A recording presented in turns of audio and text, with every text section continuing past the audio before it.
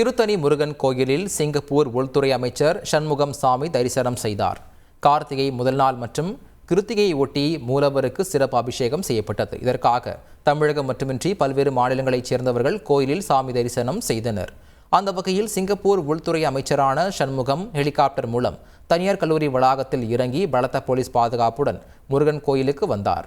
முருகனை வழிபட்ட சிங்கப்பூர் அமைச்சர் சண்முகத்திற்கு கோயில் நிர்வாகம் சார்பில் பூமாலை மற்றும் விபூதி பிரசாதங்கள் வழங்கப்பட்டது.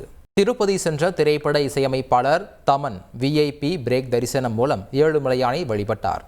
சாமி தரிசனத்திற்கு பின் தேவஸ்தான அதிகாரிகள் தமனுக்கு தீர்த்த பிரசாதங்கள் வழங்கிய நிலையில் வேத பண்டிதர்கள் வேத ஆசி வழங்கினர்.